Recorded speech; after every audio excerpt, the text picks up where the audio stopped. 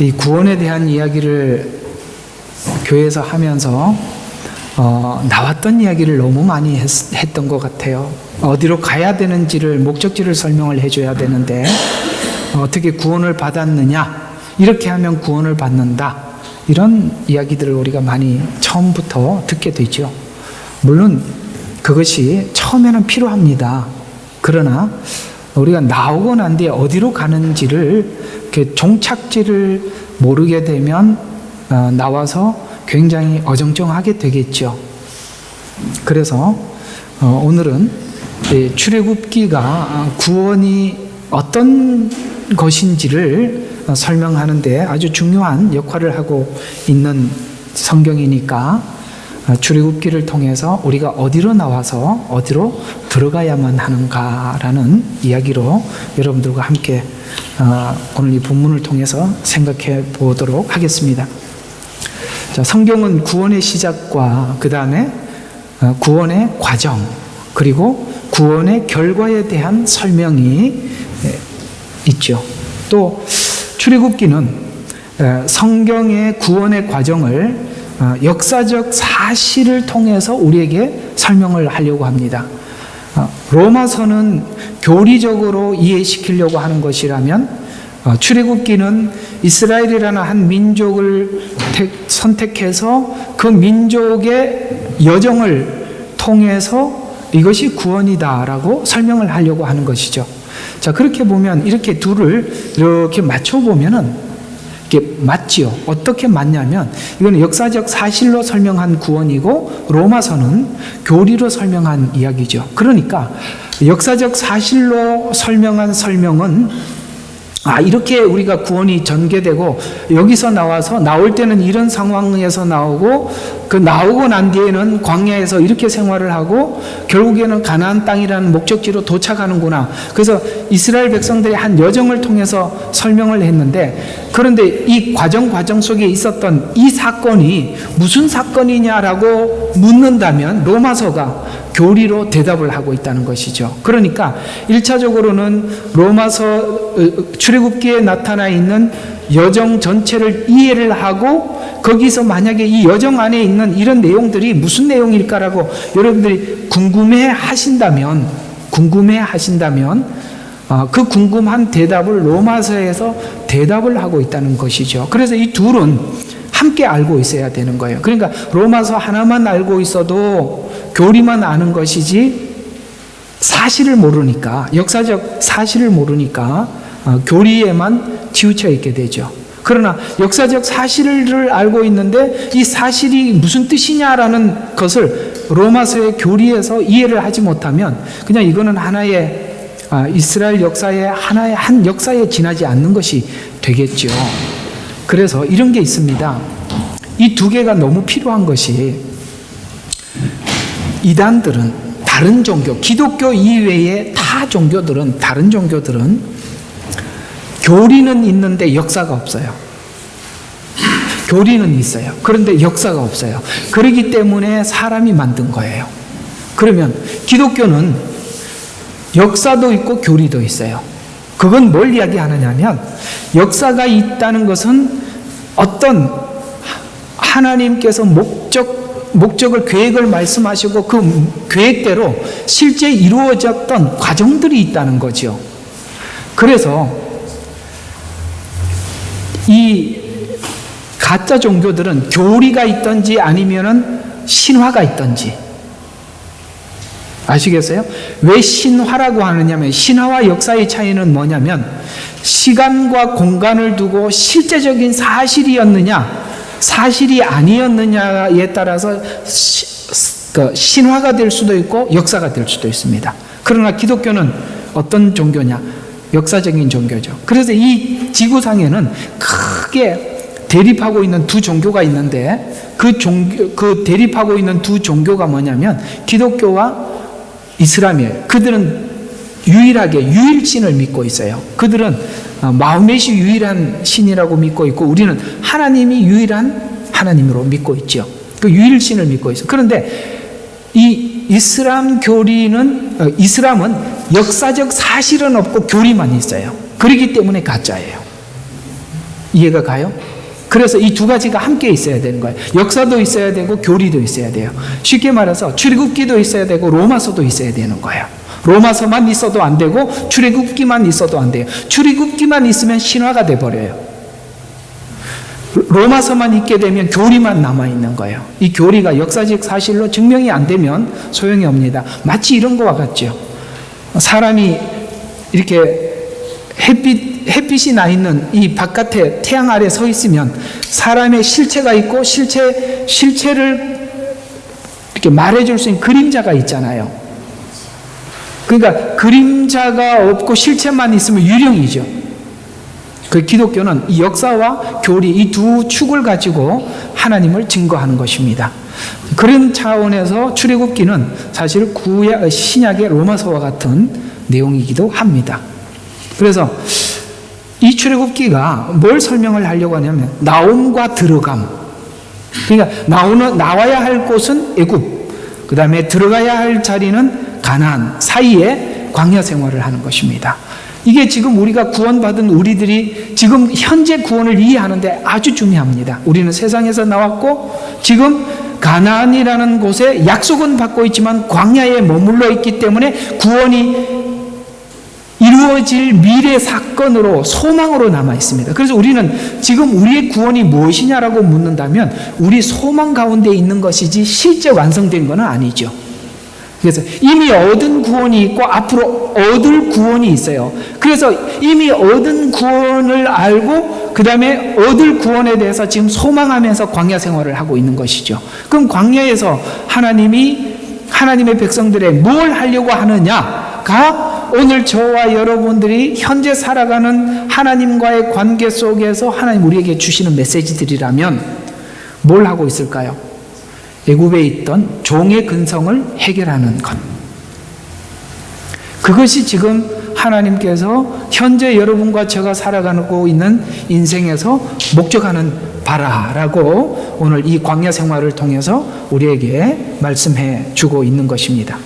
그러면 지금 현재 우리가 성도들이 신자가 겪는 것 중에 출애굽 직전 상황에 본문을 통해서 우리가 출애굽 직전에 있었던 그 상황들을 우리가 살펴보면서 우리가 예수님을 믿고 나의 구주로 영접하는 그 순간 과연 어떤 상태에서 우리가 주님을 영접했나 는 부분들을 오늘 이 본문이 그 상황을 설명하고 있는 것이니까 여러분들이 예수님을 믿게 되었던 그 순간 이 이스라엘 백성들이 처해져 있는 상황과 여러분들이 지금 처해져 있는 그 예수님을 믿기 시작했던 그 순간을 비교해서 맞아 나도 이런 상황에서 예수님을 영접하게 되었어 라고 공감할 수밖에 없는 이야기들을 오늘 쭉 펼쳐져 있어요. 그래서 그 이야기를 여러분들이 한번 함께 나누고 은혜를 받아보도록 하겠습니다. 자, 그러면 이스라엘 백성들은 애굽에서 하나님께서 약속하신 대로 인도하여 내었습니다. 오늘 여기 본문에 보면 내가 이스라엘 백성들에게 언약한 대로 그 약속을 지금 이루었다라고 이렇게 말씀하고 있습니다. 그런데 우리가 처음 느끼는 구원은 이런 겁니다. 하나님이 나를 구원하시기로 이미 작정되어서 내가 예수님을 믿었다.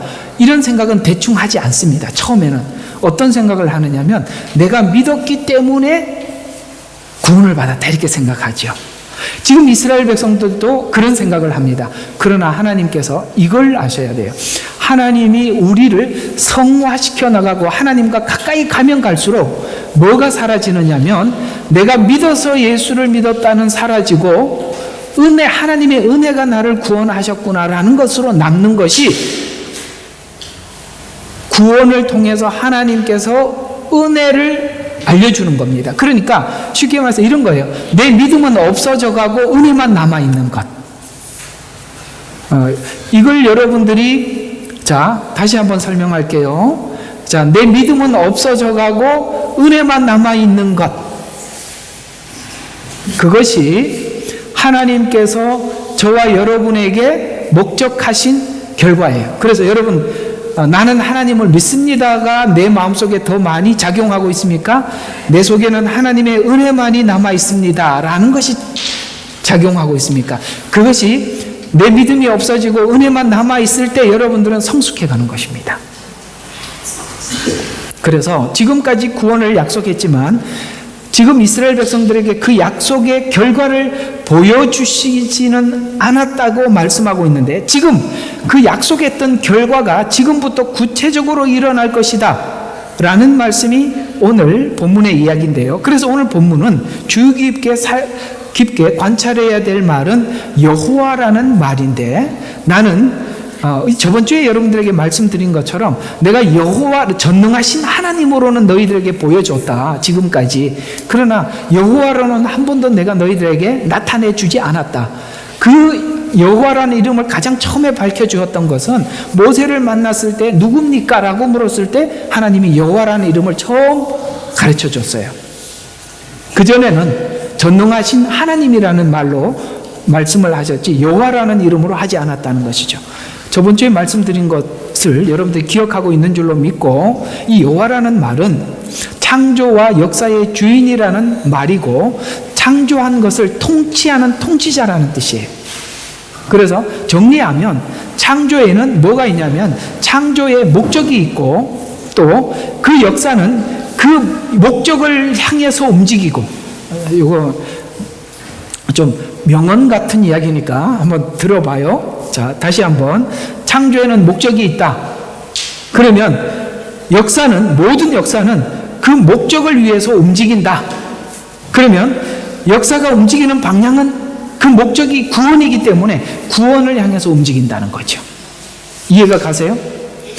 그래서 성경의 역사 전체를 살펴보면 하나님께서 약속하신 그 구원을 이루기 위해서 모든 역사가 굴러가고 있음을 우리가 구약 성경을 통해서 발견하게 되는데, 이제 구약 성경에서 밝힌 것 같이 오늘 우리 인생 속에서도 하나님의 목적이 구원이라면, 이제 우리가 하나님 앞에 구원을 얻고 천국 백성이 되어서 하나님, 오늘 본문에서 말씀한 것처럼 나는 너희의 하나님이 되고 너는 내 백성이 되리라 라는 것이 하나님의 목적이니까, 여러분들도 하나님의 법, 하나님의 말씀, 하나님이 우리에게 하시는 모든 요구에 대해서 내가 납득하고 설득되게 하기 위한 목적을 가지고 우리 인생에 개입하고 계신다는 거죠.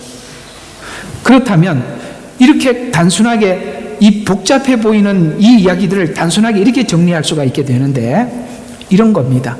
내 속에 일어나는 수많은 사건들은, 내 인생에 일어나는 수많은 일들은 하나님이 목적하신 것이 구원이라면 그것을 위해서 하나님께서 내가 그 구원을 이해하고 은혜를 이해하는데, 지금 이 사건은, 내게 일어난 이 사건은 무엇을 나에게 알려주기 위한 것인가를 알아낸다면 그 사건은 더 이상 내게 머물 필요가 없죠.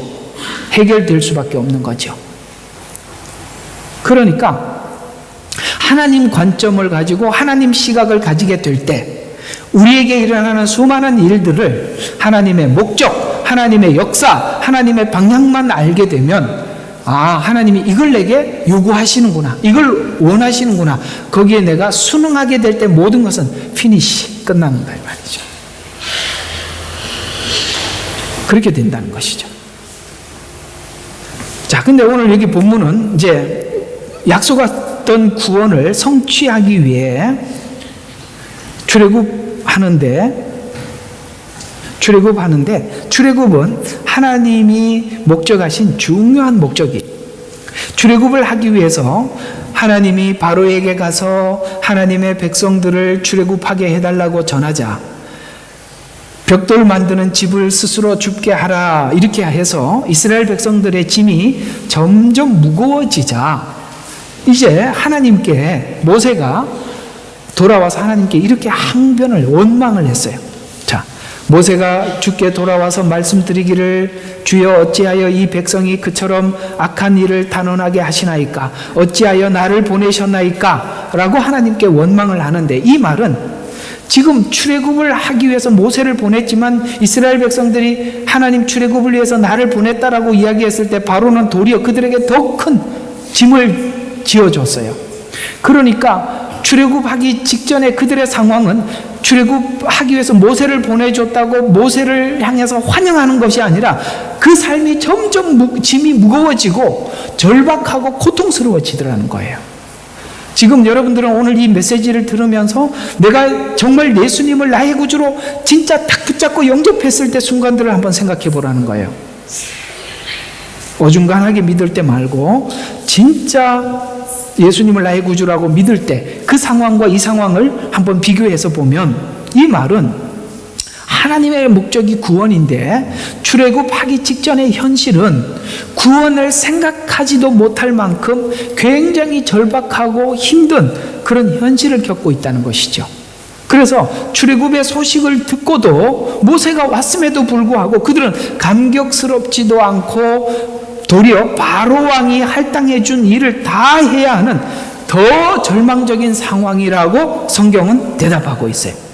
지금 이스라엘 백성들이 겪고 있는 어려움 같이 우리 성도들이 겪고 있는 현실도 동일한데 구원받은 성도들이 구원을 약속받은 후 이제 그 구원이 지금 현실적으로 완성된 것이 아니라 앞으로 될 구원이니까 약속 가운데 소망 가운데 우리가 가야 될 현실을 우리가 살아가고 있는데 이 현실적인 어려움 때문에 힘들어하듯이 우리의 삶이 왜 세상에서 핍박과 고난을 받으면서 살아가야 하고 뿐만 아니라 우리가 주님 앞에 정말 진정으로 구주를 나의 구주로 영접을 하고 주님 앞에 모든 나의 삶을 돌이킬 수밖에 없는 이 상황이 우리가 과연 편안했던 상황이었느냐? 아니라는 거죠.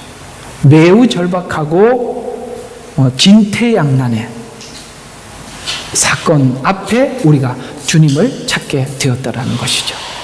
그렇게 봤을 때 이미 그런 상황으로 몰고 가서 우리가 예수님을 진정으로 나의 구주로 영접하게 하셨다면 그 상황 또한 하나님께서 이끄셔서 왔던 상황이었다라고 볼 수 있고 또 뿐만 아니라 왜 그런 상황으로 우리의 삶을 이끌어 왔는가라고 질문을 한다면 오늘 성경은 이렇게 대답하고 있어요.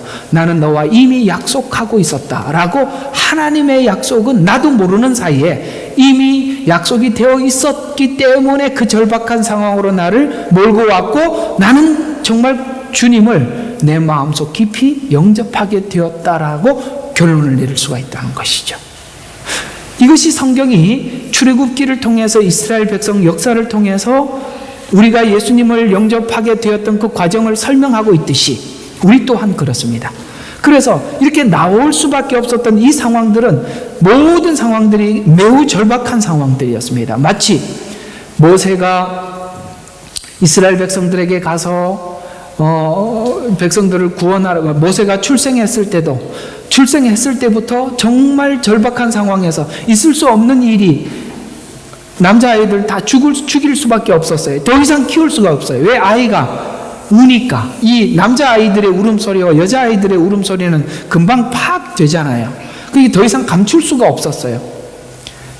그런 상황에서 그 모세를 어떻게 나일강에 버릴 수밖에 없었던 그 상황 속에서 하나님은 건지셔서 모세를 준비했고 오늘 이스라엘 백성들이 나오는 이 상황도 지금 매우 절박한 상황들.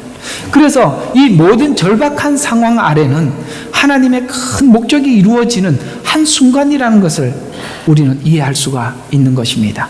그래서 이런 상황으로 하나님이 몰아넣어서 많은 문제들을 해결해 나가고 계시죠. 그래서 이 질문에 왜 하나님이 이렇게 절박합니까? 또 믿고 난 이후에도 또 우리가 이 절박한 상황이 끝난 것이 아니라 계속 밀려오고 있어요. 왜 그렇습니까? 이 질문에 성경은 이렇게 대답을 하고 있습니다. 이런 일이 당연히 있을 것이라고 말씀하시는데 예수 믿는 사람들은 세상의 반대 방향의 삶을 살아가기 때문에 세상에 핍박이 있을 수밖에 없다고 말씀하셔요. 요한복음 15장 18절과 20절에 보면 세상이 너희를 미워하면 그것은 너희를 미워하기 전에 나를 미워한 것임을 알라. 만일 너희가 세상에 속한다면 세상은 자기 사람들을 사랑할 것이라. 그러나 너희는 세상에 속한 자가 아니요 내가 너희를 세상으로부터 선택하였느니라. 이로 인하여 세상이 너희를 미워하느니라. 사람들이 나를 박해했다면 너희도 박해하리라. 만일 사람들이 나의 말을 지킨다면 너희 말도 지키리라. 이렇게 말씀하고 있는 것입니다. 여러분, 우리가 세상에 살아가면서 이렇게 핍박을 받는 것은 괜히 있는 일이 아니라 당연한 일이라. 그것은 우리가 세상이 살아가는 세상의 어떤 시스템 안에서 흘러가는 사람이 아니라 우리는 세상의 시스템에 역행하는 사람들이에요. 그래서 세상에서 뭔 이야기를 해도 그들의 말에 우리가 다 순종할 수가 없고 그들의 말에 우리가 긍정할 수가 없는 일들이 너무 많이 있단 말이에요. 왜 긍정할 수가 없느냐면 그건 하나님의 법에 위배되는 일들을 우리에게 너무 많이 요구하고 있으니까 거기에 대해서 우리가 순응할 수가 없어요. 그러나 세상은 그 반대한다고 해서 그래 너는 반대하는구나 라고 그만두는 것이 아니라 마치 예수님을 핍박하듯이 우리를 핍박하시더라는 것이죠. 저는 이런 생각을 했습니다. 사춘기가 되면 부모에게 이렇게 반항하는 아이들이 많잖아요. 저희들 사춘기는 보통 고등학교 때 왔는데 요즘은 애들은 좀 빨리 오더구만요. 그래서 제 친구들도 이래 보면 그 사춘기 때 부모에게 반항하는 친구들이 참 많이 있었어요. 저도 반항하는 사춘기쯤 예수님을 믿게 되어서 그래도 그거 없이 지나가서 제가 교회를 다니게 되고 그래서 저희 집에서는 그래도 이 사춘기쯤 왔을 때 참 예수 믿고 바른 데 가서 참 다행이구나 이렇게 생각하면서 제가 교회 다니는 것을 온 가족들이 환영해 줄 줄 알았는데 엄청나게 핍박을 하더라고요. 그건 참 그게 이해가 안 갔습니다. 다른 애들은 그래도 부모님들이 이렇게 반항을 하는데 그쯤에 와서 이렇게 예수님 믿고 바르게 살려고 하니까 사실 부모 입장에서 봤을 때는 기특해야 되는데 그렇지 않았습니다. 그게 왜 그랬나라고 보니까 오늘 여기 금방 읽었던 이 요한복음 15장에 답이 있었어요. 그렇습니다. 이상하게 우리가 예수님을 믿고 바르게 믿으면 사람들이 인정해주고 긍정해줄 것 같은데 놀랍게도 우리는 세상에서 도리어 핍박을 받더라는 것이죠. 결혼을 하고 가정을 가지고 살아도 서로가 신앙이 다르면 굉장히 어려울 수밖에 없는 것은 마치 예수님이 무슨 죄를 지었습니까? 그럼에도 불구하고 누명을 씌워서 십자가에 달려 죽게 만드는 이런 세상이라면 우리가 아무리 정직하게 살고 바르게 산다고 하더라도 핍박이 없을 것이다. 바르게 살아도 그럴 수밖에 없는 것은 서로가 영적으로 다른 길을 가기 때문에 그럴 수밖에 없다라고 우리 주님은 우리에게 말씀해 줌으로 인해서 앞으로 우리가 이렇게 생각하면 살으라고 말씀하시죠. 핍박은 당연한 것이다. 이 부분에 대해서 우리 모두 다 알고 사셔야지 핍박을 내 삶에 이렇게 왜 핍박을 해? 이렇게 생각을 한다면 우리는 그 핍박에 대한 숙제를 영원히 풀지 못할 수도 있는 것입니다. 복음은 자유와 평화와 안식을 약속하고 있어요. 그러나 이 자유와 평화와 안식은 주님이 오셔야 이루어지는 사건이기 때문에 성도가 사는 현실은 지금 하나님 앞에 구원을 받았지만 세상의 가치에서 역행하는 자로 부름을 받았기 때문에 지금은 평화와 안식을 허락받지 못한 현실 속에 살아가게 하기 때문입니다. 그럴 수밖에 없는 것은 육신과 성령은 서로 반대이고 대적하는 관계이기 때문에 그렇습니다. 갈라디아서 5장 16절과 18절에 보면 내가 이것을 말하노니 성령 안에서 행하라 그리하면 너희는 육신의 정욕을 이루지 아니하리라. 육신은 성령을 거슬려 욕심을 부리며 성령은 육신을 거스리나니 이는 서로 반목하여 너희가 하고자 하는 것을 하지 못하게 하느니라.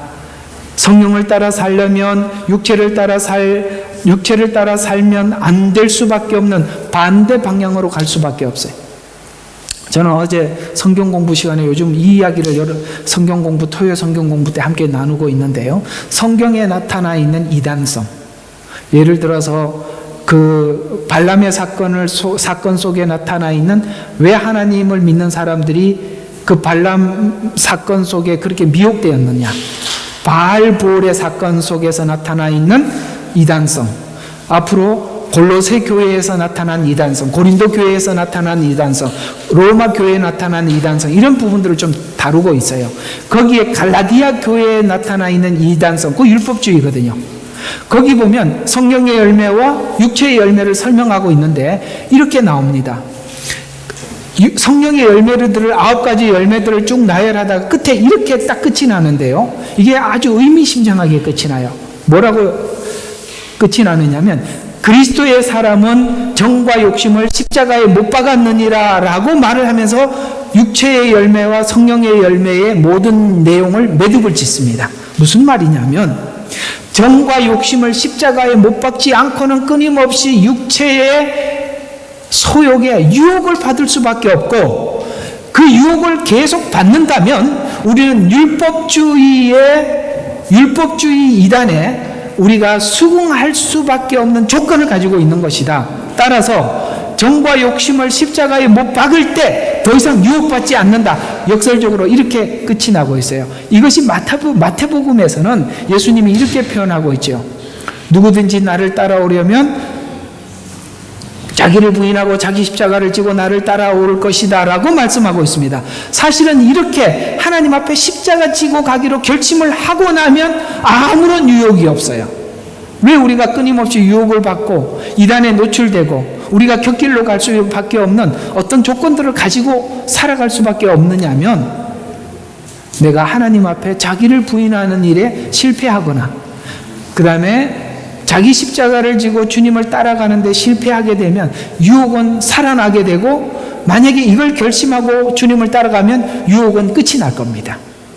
바로 이렇게 성경은 매듭짓고 있다는 것 우리에게 말씀하고 있어요. 왜냐? 둘은 끊임없이 반복하기 때문에 그렇습니다. 그래서 너희가 하고자 하는 것을 하지 못하게 하느니라.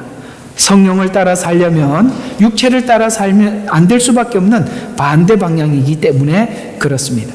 성도는 믿음과 약속을 가지고 있고 세상은 힘을 가지고 있습니다. 우리는 약속을 가지고 있고 소망 중에 있으며 세상은 지금 당장 우리를 핍박할 수 있는 힘을 가지고 있죠. 그 사이에서 믿음을 놓고 세상의 핍박에 굴복할 것인가 그리스도를 따라 성령의 삶을 살 것인가의 사이에서 믿음을 선택해야 하는 이유는 세상은 예수님께서 재림하는 순간 모든 것이 세상은 무너지고 심판받고 끝날 것이기 때문입니다. 사람은 누구나 무너지고 끝날 것을 알면서 무너지는 것에 아무것도 투자하지 않을 것입니다. 이것은 성도가 하나님의 약속을 믿는 믿음이죠. 우리는 주님이 오시면 세상의 모든 것이 끝날 줄 알고 믿는 사람들이에요. 그런데 무너질 것에 우리가 무엇을 의지하겠습니까? 시편에 보면 인생을 의지하는 사람은 넘어지는 담을 의지하는 것과 같다라고 이야기하고 있습니다. 여러분, 이 담이 무너질 줄 알면서 거기에 기대고 있으면 함께 무너지는 거예요. 우리는 세상을 더 이상 의지하거나 기대지 않고 주님의 약속을 믿고 살아가는 사람들입니다. 그러기에 이런 모든 상황들을 우리가 믿음으로 극복할 수 있는 것입니다. 성도의 대표자인 성도의 참 믿음의 대표자인 바울은 세상과 싸우는 싸움을 이렇게 설명하면서 그의 싸움의 내적 싸움을 내가 이렇게 싸웠다라고 설명하고 있는데 고린도후서 5장 13절과 17절 이게 좀 압축해서 설명을 하면 만일 우리가 미쳤어도 하나님을 위하여 한 것이요 정신이 온전하여도 너희를 위하여 한 것이라 그리스도의 사랑이 우리를 강권하시느니라. 아멘.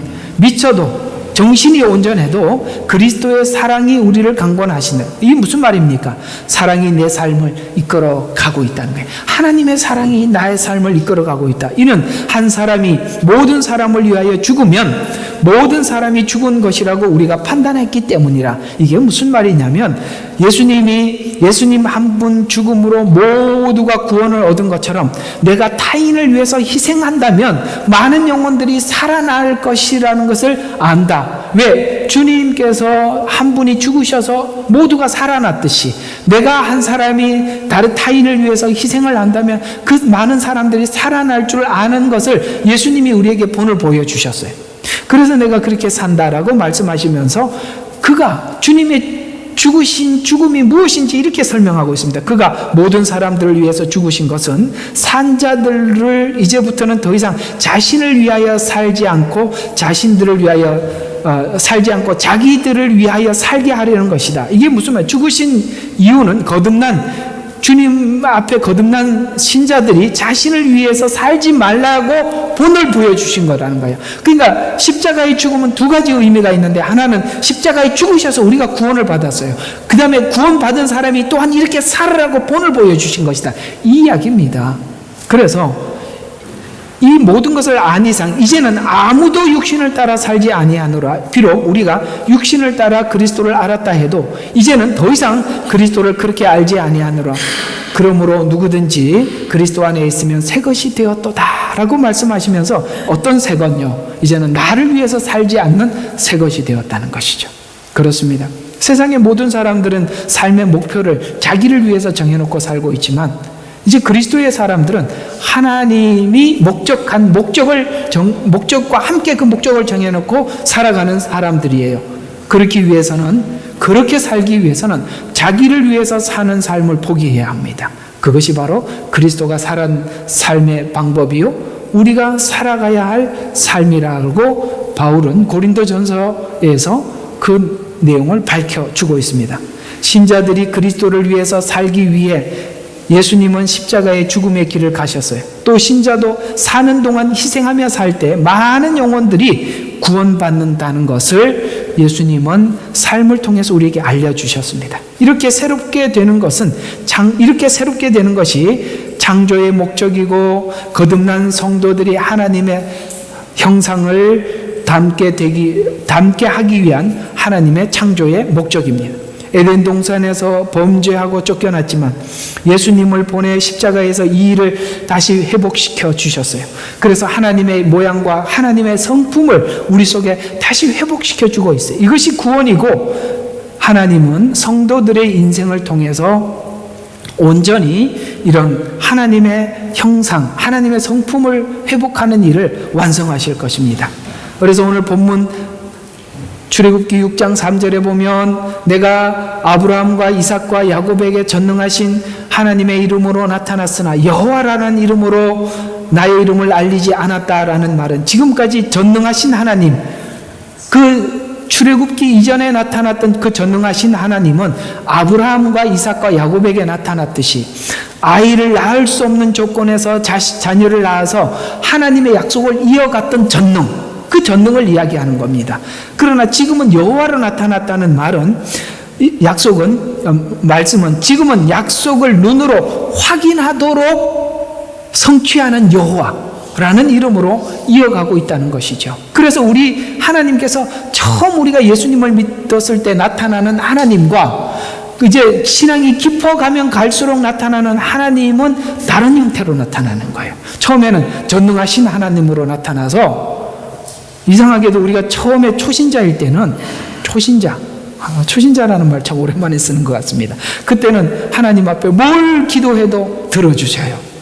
그런데 이상하게 세월이 가면 갈수록 내가 아무리 너와 불러도 기도를 해도 들어주지 않고 생각지 않는 대로 안내하시고 더 고난을 주시고 내가 원하는 반대를 주시고, 왜? 여호와로 나타나기 때문에 그렇습니다. 앞에는 전능하신 하나님, 필요한 것은 하나님 전능하신 하나님, 필요한 걸 다 주신단 말이죠. 그러나 후에는 우리의 성품을 바꾸는 하나님으로 나타나기 때문에, 성품을 바꾸려면 어떻게 해야 됩니까? 애들이 해달라는 대로 다 해주면 성격이 좋아져요, 괴팍해져요? 괴팍해지죠. 환경을 바꾼다고 우리 성품이 좋아지지 않습니다. 성품을 바꾸려면 아이들이 원하는 걸 주지 말아야 될 게 훨씬 많습니다. 설득해야 될 게 더 많고, 사실은 매맞아야 될 일이 훨씬 많습니다. 여호와로 나타난다, 이 말입니다. 그래서 우리의 삶에 그런 두 가지 형태로 나타나는데, 성도는 예수님께서 재림하시면 약속하신 약속들이 성취되는 여호와를 우리 모두 다 보게 될 것이에요. 그래서 출애굽기 6장 5절과 6절에 보면, 내가 나의 언약을 기억하고 나를 주라. 내가 너희를 이집트인의 짐 아래서 데리고 나와 내가 너희를 그들의 속박에서 자유롭게 하며 내가 편팔과 큰 심판으로 너희를 구속하리라. 너희에게는 자유를 주고 그들에게는 뭐 한다고요? 편팔과 큰 심판으로 구속하리라. 이게 뭐예요? 마지막 재림에 있을 사건 아니겠습니까? 마지막에는 믿지 않는 사람들의 하나님의 그 편팔로 심판하시고 우리에게는 영원한 자유, 이 자유는 마음대로 하는 자유가 아니라 그리스도 은혜를 아는 자 안에서 하나님께 자발적으로 내 마음을 드리는 자유, 그렇게 자유롭게 하리라. 약속대로 죄에서 건져내어 너희에게 자유를 주고 너희에게 자유를 빼앗은 사단의 권세를 멸하고 심판하여 너희를 멸할 것이다. 그날은 우리에게는 지금 약속으로 남아있다 이 말이에요. 그래서 지금은 너희가 이집트인 속박 아래 있는 이스라엘 자손의 신음소리를 듣고 내가 나의 언약을 기억하노라 라는 그 약속을 믿고 신음할 수밖에 없는 현재, 어때요? 여러분 자유롭습니까? 신음할 수밖에 없는 현실을 저와 여러분은 살아가고 있습니다. 그래서 지금 현실은 뭐라고요? 신음하는 현실이다. 이게 오늘 성경이 우리에게 알려주고 싶은 것입니다.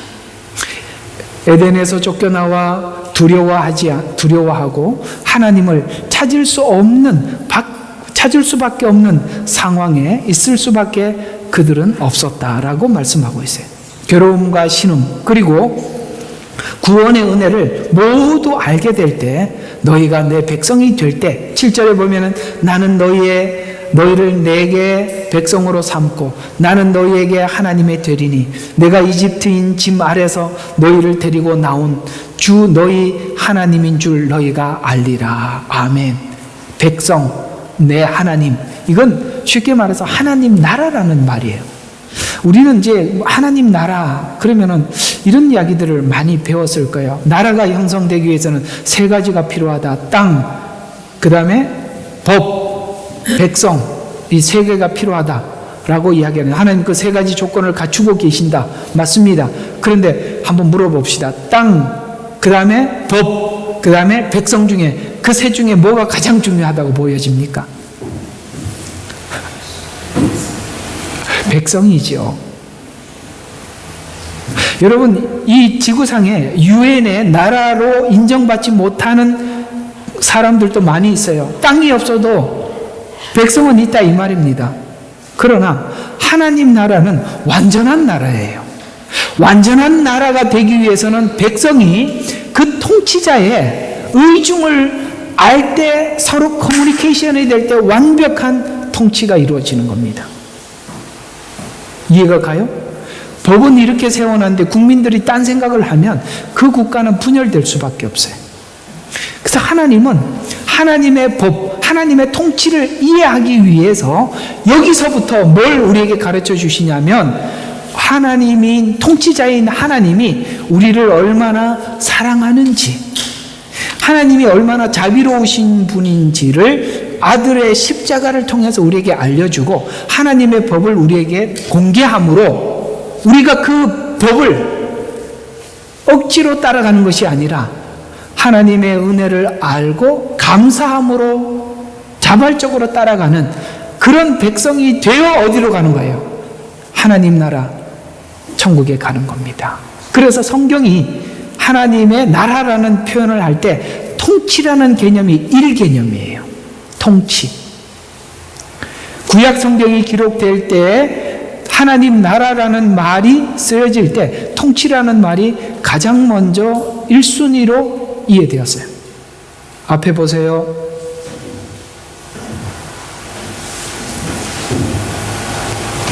자, 은혜를 아는 백성이 될 때 하나님의 모양과 형상이 회복되고 진정한 하나님 나라가 세워질 것이기 때문입니다. 이 은혜를 알아야 미지근한 신앙생활을 하지 않고, 이 은혜를 깨닫고 알기 위해서는 먼저 우리가 신음소리를 내야 할 만큼, 오늘 6장 9절에 그들의 영이 혹독함과 그들의 영의 고통과, 어디까지 고통을 받았다고요? 영에까지 고통을 받았다는 거예요.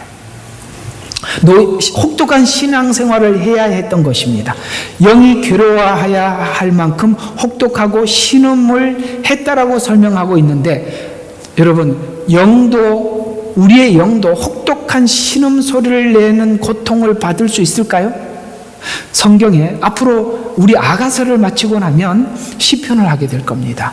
그 시편에 보면 영의 고통 소리, 영의 신음 소리를 이 시편에는 여러 군데 말씀하고 있어요. 그래서 인간이 고통스러워할 때 세 가지 형태의 고통이 있대요. 하나는 육의 고통이 있어요. 여러분, 코로나 걸려서 열이 올라가고 그런 건 다 뭐냐? 육의 고통이에요. 그 다음에 혼의 고통이 있대요. 이건 정신적 고통입니다. 그러나 그거보다 더 큰 고통이 있습니다. 그게 바로 영의 고통이에요. 영의 고통을 잘 설명하고 있는 것이 어디냐? 바로 엘리야가 로뎀 나무 아래에서 하나님께 외쳤던 고통이, 그게 바로 영적 고독이요, 영적 고통이에요. 그때 엘리야가 했던 말이 이런 말이죠. 하나님 백성들은 다 떠나고 나만 남았습니다. 그리고 나도 죽고 싶습니다. 이게 바로 영적 고통이에요. 이게 무슨 말이냐면, 하나님, 내 옆에 나를 위로해 줄 자가 아무도 없고, 나아가서 하나님도 나를 버린 것 같은, 혹시 그거 아세요? 하나님도 나를 버린 것 같은 이런 고통을 예수님은 십자가에서 외쳤죠. 하나님, 어찌하여 나를 버리십니까? 여기까지 하나님이 신음하게 하신다는 거예요. 우리가 하나님 앞에 신앙생활을 하고 하나님의 은혜를 잔뜩 받는, 나는 정말 하나님의 은혜를 너무너무 많이 받는 하나님의 사랑받는 자, 그러면 가장 먼저 어디 가도 가장 먼저 손을 들었었는데, 어느 날 하나님이 정말 내 곁에 있는지, 내가 하나님을 믿는지, 당신들 하나님 사랑받는 자 맞습니까? 라고 이야기하면, 옛날에는 자신 있게 손을 들었는데 지금 손을 들어야 될지 말아야 될지 망설이고, 그 말을 할 때 뒤로 도망가서 울어야만 하는, 이게 바로 영적 고독이라니 말입니다. 하나님이 이 처지까지 가게 만드시더라는 거예요. 혹시 그런 처지에까지 와본 적 있는 분, 아니면 지금 거기 와 계신 분, 하나님이 큰 작업을 하고 있는 중입니다. 그런 고통 없이, 그런 신음 없이, 오늘 여기 그 고통이 무슨 고통이라고요?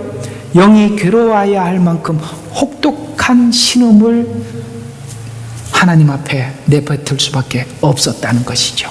이건 비단 그들이 이제 구원받기 위한 과정 속에서만 일어나는 일이 아니라, 우리의 죄를 벗고 하나님 앞에 성숙해가고 거룩해져가는 상황 속에서도 일어나는 일이라 이 말입니다. 그래서 예수 믿고 난 이후에도 우리가 막 이런 의심이 들 때가 있어요. 하나님이 나와 함께 하는 게 맞나? 내가 정말 예수님을 믿는 사람이 맞나? 내가 믿었던 게 사실이었나?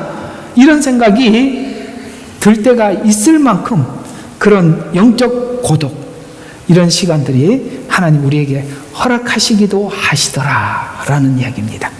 그래서 여러분, 이런 신음과 이런 외로움들은 내가 하나님을 떠났다는 증명이 아니라, 하나님께서 마치 출애굽과 같이 놀라운 역사가 일어난 것처럼 우리의 내 속에 있는 엄청난 죄의 문제들을 걷어내고, 그 어둠을 걷어내고 하나님의 빛을 받아들이기 위한 이 시간과 과정 속에 이런 일들도 일어나는 겁니다. 그래서 은혜가 은혜 되기 위해서는 결론적으로 은혜를 담을 그릇이 준비되어야 하는데, 혹독한 노예 생활을 경험해야 하듯이 하나님 없이 살던 인생이 얼마나 비참하고 처참한지 먼저 알아야 해요. 우리가 예수님을 나의 구주로 모시고 살아가지만 삶 속에 늘 하나님을 의식하고 살아가지 않다가 보니까, 맞지요? 우리가 예수님이 우리 모든 삶에 결정을 할 때, 선택을 할 때, 우리가 하나님께 물어야 될 때, 이런 부분들이 너무 중요한데 그것을 소홀히 여기고 살아가다 보니까 우리가 그걸 모르고 살 때가 있어요. 그래서 하나님께서 우리에게 얼마나 중요한 분인지 우리에게 알려주기 위해 우리의 삶이 이렇게 혹독한 영적 절망 속에, 나락 속에 하나님이 빠지게 하시기도 하신단 말이에요. 그러기 위해서는 우리가 하나님 없이 살아가는 인생이 얼마나 비참하고 처참한지 먼저 알아야 하기 때문에, 그래서 그걸 알기 위해서 하나님의 은혜를 담아야 하는데, 담기 위해서 그릇이 준비되어야 하고, 그릇이 준비되어야 하기 때문에 가장 절망적인 이 순간들은 우리의 삶 속에 일어날 수밖에 없는 상황이다라고 성경은 말씀하고 있는 것이죠. 에덴 동산에서 죄를 지은 아담과 하와를 쫓아낸 것은 다시 에덴과 같은 천국으로 초청하기 위함이에요. 그래서 그 쫓겨나가서 살아가는 삶이 얼마나 비참한지 알고 돌아와야 해요. 이게 바로 둘째 아들, 첫째 아들과 둘째 아들 비유 속에서 둘째 아들을 이야기하는 것입니다. 사실 첫째 아들과 둘째 아들 비유는 원래 본문대로 해석을 하자면 첫째 아들은 유대인을 상징하고 둘째 아들은 이방인을 상징하는 겁니다. 이방인들은 에덴 동산에서 쫓겨나서 세상에서 이렇게 절망적이고 하나님 없이 사는 인생이 무엇인지 철저하게 체험하고 돌아온 사람들이 사실은 이방인들이에요. 원래 유대인들은 하나님으로부터 선택을 받아서 그 아래서 늘 혜택을 받고 수혜를 받았던 사람들입니다. 그러다 보니까 모르는 거예요. 쉽게 말해서 부잣집에서 태어나서 살다 보니까 모르는 거죠. 우리는 가난하게 살다가 부잣집으로 와보니 이것이 얼마나, 이 물건이 얼마나 값지고 이게 얼마나 소중한지 아는 겁니다. 원래 해석은 그 얘기예요. 그러나 둘째 아들 비유는 성경 전체를 안고 있어요. 에덴 동산에서 추방된 인간이 자기 멋대로 살아갔을 때 얼마나 비참해졌는지, 여기 말하는 주역 열매는 인간이 만들어놓은 생활 철학을 이야기하는 것입니다. 인간이 세운 삶의 체계를 이야기하는 것입니다.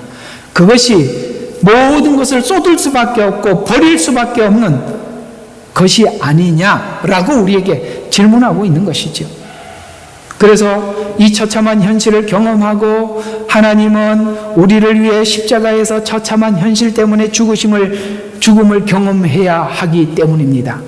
그래서 그 처참함을 대신해 주신 그 십자가를 경험하고 돌아와서 우리에게 이 출애굽기가 우리에게 말씀하고자 하는 것은 너희가 어디에서 나왔는지, 얼마나 비참하고 처참한 데서 나왔는지, 그래서 지금 바로는 그들에게 짚을 주지도 않고 스스로 구입해서 벽돌을 구우라고 명했고, 그들은 정말 엄청난 짐을 질 수밖에 없는 더 큰 짐을 지고 나왔어요. 왜 그렇게 큰 무거운 짐을 경험하고 나오게 해야 할까요?